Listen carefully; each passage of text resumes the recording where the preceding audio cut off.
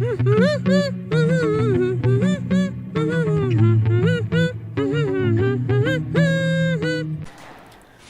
to where I feel most comfortable, turbine. This one is a little bit longer, and I wanted to take the time to talk about something that's starting to finally make sense within my mind, and that is when to charge and when not to charge. From the beginning, when I first started sniping, I knew that would be a big thing, because it feels, you feel very powerful with the full charge, because anybody who comes out, a body shot will do so much. See, look at that, that was a good amount of damage.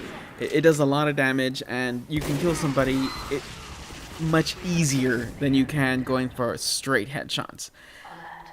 Again, I was aware that there was going to be some learning, but it's starting to make sense to me. I'm starting to get a much better feel of how long I have to charge and when it is appropriate, when I'm not just leaving myself open or just being ridiculous. Because before, man, in the beginning, I guess like every other sniper, in the beginning you sit there for like 35 minutes, just a bajillion hours, charge the whole way, just waiting for that, you know, that one good shot. It's similar, I guess, to being a spy with the dead ringer and spending 30 minutes sneaking around for that one chance to stab, and then you miss it.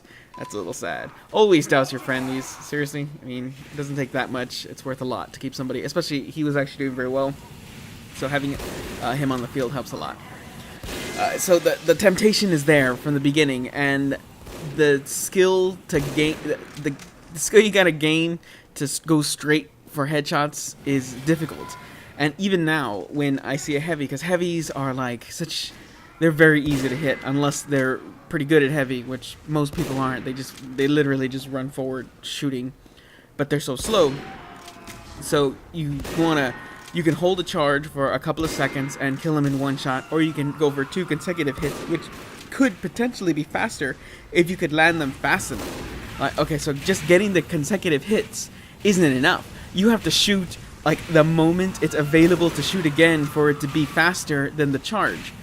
So it's kind of an unknown, and in those cases it depends on the situation. If it's an easy shot, if they're not on an angle, if they clearly don't know what they're doing, you know, or if they're not looking in your direction whatsoever, then you know, okay, I can go for the 2 pot shots instead of charging. But for training purposes, I would recommend always going for headshots. I also considered trying to use the bizarre bargain to try to get better at it, so I can force me for the penalties of missing, and it just I don't think I'll ever switch off the normal sniper when I'm practicing, because it's just so perfect. It's exactly what the sniper needs.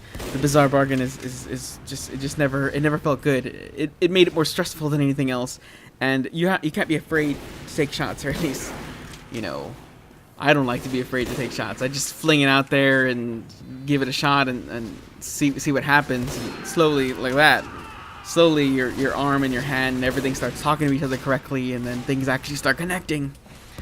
So that was kind of happening here. So I am, in this point, almost solely going for headshots. Once in a while, I'll notice that, and I'll get the feeling that I've charged long enough for it not to matter anymore. Like here, look, oh, this is a good example. I'm sitting here. I know I have a full charge, but I still go for the headshot, because that guy was walking in a straight line. Who charges in a straight line towards a sniper? A dead guy, that's who. Always doubt yourself. It doesn't take much, and you're worth it. Oh. I don't remember if I get that guy. Oh, this stupid. If you're an engineer and you're on this map, this is a great idea. This little freaking I would recommend putting it, I think you can put it a little closer to the right so that I can pick up ammo from it. That opens it up to fire, but then, you know, who's going to be firing at a dispenser when there's a sentry shooting? I don't know what that guy was thinking. And I don't know what my engineer was thinking, sitting still for like 30 minutes to try to aim and hit the guy. I know I'm being a little negative, but come on, that was like 2 kills at once. I'm not going to say I shot him particularly fast, but I didn't expect him to sit there. I was expecting to have to dodge something or use his rocket fire to move forward or something, and he just sat there, me, and then the guy behind him was like, hold on, how do you use this confounded thing? 30 minutes later, I shoot him in the head. Look at that. 2 consecutive headshots. Was that necessary? No. I could have gone for the headshot and the body shot and it didn't sufficient, but I was feeling good. That I intentionally went for the body shot, for better or worse. And okay, I thought there's a moment I catch fire and I make a bad decision. It should come around soon. Me and this dude were holding this position very well against pretty much the whole team. I came in and we started just. Actually, I came in on the opposite team, and then he killed me, like, the second I turned the corner, and it switched my teams. Grassy and I had a conversation about that just yesterday, or actually earlier today. He doesn't like the team switching, the team balance. Like, here it is, I'm on fire, and I'm like, okay, I gotta go heal myself. Wait a minute. No! I hate fighters. So he doesn't like it. He doesn't think that it should switch because in his experience he's been like on the top couple of like 1 or 2 and working to actively get his team ahead, and then all of a sudden it's like, I think you're done with them, and then it switches you. That does happen. It does happen to me, but I mean, I understand that if it stays 5-3, the 3 on the other team are probably going to quit before the game ends anyway, and then you're going to end up with just less, the whole other team gone, and that's no fun. So in the interest of keeping the game fun, I'm okay with it. I don't like it. It happens in Chivalry a lot too, where in that game especially, because I'll really start taking advantage, because I don't care what people say, that Vanguard in my hands is totally overpowered. I don't even care. I just run in there and start swinging and everybody dies. And then it switches my team. And then now all these people who I just finished slew all at once are like giving me dirty looks because now I'm on their team. In TF2, people don't really care when you switch teams too often unless you've already started to communicate with them. And in my experience, most people don't talk.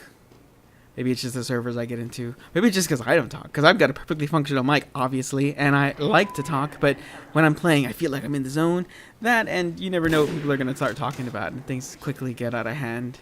Or just too dumb to handle. I missed the headshot. Well, this is coming to a close. We're going to win this one. And I think I actually take first place from behind. And I enjoyed victory. Ooh, yes. Woohoo! I enjoyed it.